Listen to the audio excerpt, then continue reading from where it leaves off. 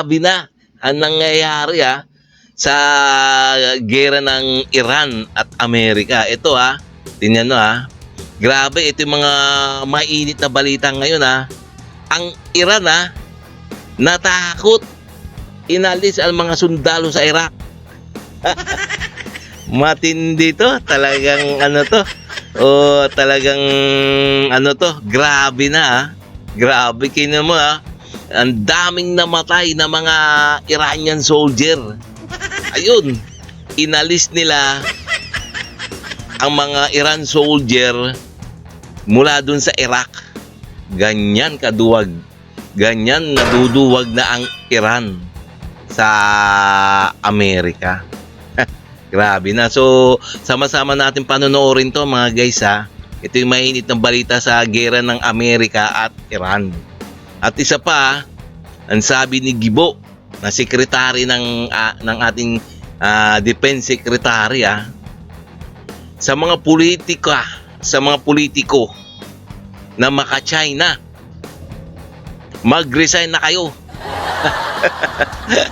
Matindi to, malupit talaga si Secretary Gibo, no? Talagang talagang tagos sa puso. So okay, no, sama-sama natin panonoorin to mga guys at bibigyan ng reaction. Kasi ito yung mainit ng balita ngayon So kung bago ka pa lang sa akin channel, please huwag mo muna kalimutan mag-like and subscribe muna sa ating YouTube channel bago tayo mag-umpisa. Okay? And also please paki-subscribe din kay Good News Philippines. Okay na, so umpisahan na natin. Iraq, pinapaalis na sa Iraq ang mga natitirang miyembro ng IRGC trainers matapos ang malakas na opensiba ng Amerika at Saudi Arabia laban sa Iran proxy. Takot ang Iran na maulit ang airstrike at muling malagasan ito ng dose-dose ng mga tauhan. Dagdag pa ng source, maraming mga miyembro ng IRGC ang inilipat at inalis sa Iraq. Patunay lamang na ginagamit lamang sila ng Iran upang maglunsad ng gulo, pero wala silang sapat na depensa kapag umatake ang Saudi at Amerika.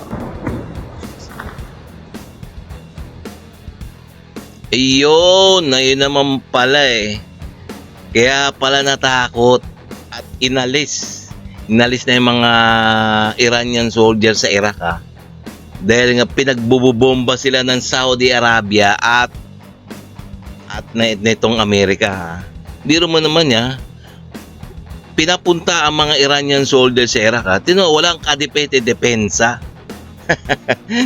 Talagang parang patuka ng manok na pinatuka lang Talagang walang depensa. Kaya yun, daming patay. Kaya nga ang ginawa ng Iran talagang yung mga ibang nabuhay pinalis na. Ganyang kalakas ang Amerika. Matindi. Super good news mga kabayan, mga karagdagang S-70i Black Hawk helicopter na nabili ng Pilipinas sa PONA. May dumating na naman sa bansa. 2 S-70i Black Hawk helicopter ang naispatan ng source na isinakay sa 2 flatbed trailer. Ibig sabihin nito mga kabayan, nasa 27 na ang mga S-70i Black Hawk helicopter na ang dumating sa Pilipinas. Sa 32 mga nabili nito sa kumpanyang PZL Milik sa bansang PONA. Inaaasahan na darating sa bansa ang natitirang 5 pang mga S-70i Black Hawk helicopter bago matapos ang taong 2026. Grabe, panibagong tulong na naman ng Amerika sa Pilipinas. Ang Philippine Coast Guard base sa Palawan. Grabe na talaga mga kababayan, Talagang grabe na. Tingnan naman ang ating mga sandatahang lakas ng Pilipinas o ang Armed Forces of the Philippines. Talagang dumadami ng mga asset nila, mga bagong modelo pa. Talagang ganyan ang mga dapat gawin ng ating gobyerno. Kay Marcos administration lang ang nangyayari to.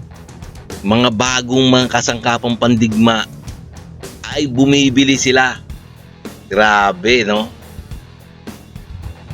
Ay palalawakin pa ng Amerika. Makakatanggap ang Pilipinas ng nasa $9 million o katumbas ng halos 549 million peso para mapalawak ang isa sa mga base ng Philippine Coast Guard na malapit sa West Philippine Sea. Ito ang tulong ng Amerika upang patuloy na magampanan ng Pilipinas ang maritime law enforcement at mga operasyon nito sa West Philippine Sea. Inaasa ng Estados Unidos ang pagdating ng 45 mga barko ng Philippine Coast Guard. 4 na po dito ay manggagaling sa France at dito sa bansa at 5 naman ang magmumula sa Japan. China nag-deploy ng armadong GL-10 o L-15 Falcon, isang advanced jet trainer sa lugar ng Bajo de Masinloc o Scarborough Shoal. Ayon sa People's Liberation Army Southern Territory, Yun, tinamong ang China, nag-deploy daw ng advanced jet fighter nila, no? Ewan natin kung talagang ano to, yung jet fighter nila, alam nyo naman, ang mga gawang China. Puro kayabangan naman yata itong pinapakita ng China kasi nga nag-deploy daw ng mga makabagong jet trainer. Ewan natin kung ano.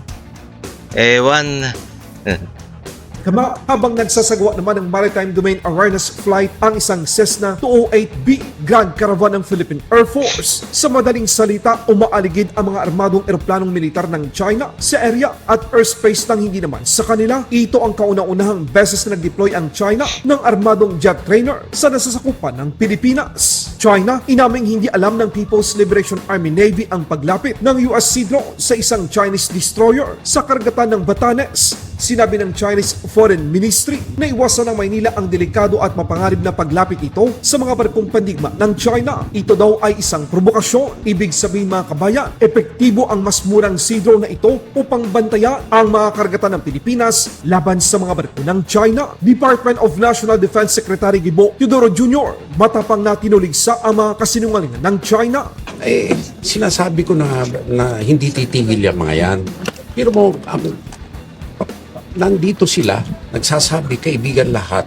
Tapos, shared home daw ang South China Sea.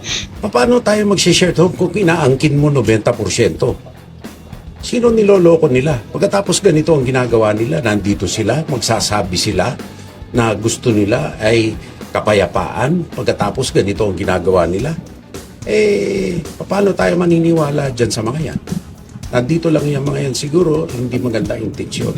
Kung maganda talaga yung intensyon, umalis na sila sa sinasakop nila at pinagpipilitan nila na wala sa lugar at walang naniniwala sa kanila kung hindi yung mga tao na walang kalayaan sa bansa nila. May balat din ang kalihim ng depensa sa mga politikong mas pabor pa sa mga ginagawa ng China kaysa mga ahensya ng gobyerno na ipinapagtanggol ang karapatan nating mga Pilipino sa West Philippine Sea. Reaction ninyo sa mga elected officials na parang pinapanigan pa nila yung China against Pilipinas po tuwing nakakaroon ng parang harassment sa ating West Philippines. Ang West Philippine Sea ay parte ng batas natin. Gawa ng meron tayong Baselines Act at saka ito'y administrative order ng ating Pangulo nung panahon na yun. Administrative order. On what? On the naming of the West Philippines. Okay. And that also subsumes everything. Our position on the arbitral award, our position on everything. Kung ikaw ay nanunungkulan sa gobyerno, you are sworn to uphold ang ating saligang batas, mga batas at mga reglamento at administrative issuances. Kung hindi nila matupad ito, either magbitaw na lang sila or questionin nila na illegal ito sa Korte Suprema para magkaalaman at makita ng taong bayan ang tunay na pakay nila. Kung talagang tingin nila illegal or ito ay convenienteng dahilan lamang. Kung magdami ng Chinese yung mag-petition sa Supreme Court, talo tayo. Hindi. Ano yung challenge mo? File sa Supreme Court. Yeah, because kung ikaw, the government, it binds you, kung ikaw halal, lalo na, musumpa ka eh. Hindi lang sa ligang batas yun, lahat ng administrative Laws of the orders. Oh, because administrative orders na ginagawa ng Pangulo batay sa konstitusyon at batay din sa batas ay parang batas. Kaya nga may IRR hindi ba? Parang batas din yun. Ang pag-counter ng disinformation, one aspect yun. Another aspect, ang pagtindig ng tao laban sa kilos. Mas importante yung pangalawa. At sa tingin ko, hindi titigil ito kahit na may political process or whatnot. Kasi, I mean, ang ating pangangalaga, si Presidente Duterte mismo nung huling speech niya before the new General Assembly, sinabi niya hindi pwedeng matinag ang arbitral award. I-replay niyo yun, nandun sa last speech niya sa UNGA. Dagdag pa ng kalihim, binigyan ngayon ng Pangulo ng Pilipinas ng pagkakataon ang China kung sila pa ay pwedeng maituring at mapagkakatiwalaan kung merong dapat na magpakita ng sinseridad, hindi ang Pilipinas kundi ang China. I interpret this way.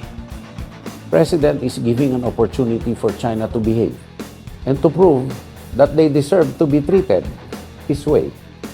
And so the onus for a reset is the behavior of China. It's on them, not us, because there is no deficit of good faith, no deficit of strict adherence to diplomatic procedures and international law that we have given. So it's all on them. Tingnan niyo nga mga kababayan, mga guys ha. Si Secretary Gabu, pinagre-resign ng mga politiko na maka-China. Talagang alam na alam niya no kung sino ang maka-China. Kasi nga pinagtatanggol nila ang adhikain ng China. Ibig sabihin, kampi sila sa China. grabe na talaga nangyayari sa ngayon no. Mga politiko mismo hindi sila nagmamahal sa ating bansa, kundi ang minamahal nila yung kanilang pwesto, ang mga ibang bansa na napakikinabangan nila. Matindi talaga, grabe talaga no. Ngayon nangyayari ito mga kababayan. So pwede rin naman kayo mag-comments dyan mga kababayan ha. Ngayon siyempre tayo neutral siyempre. Okay no, so hanggang dito na lang tayo mga guys no. So kung kung natapos mo tong video na to, so please paki-subscribe and like na lang sa ating YouTube channel. Okay no, so maraming salamat.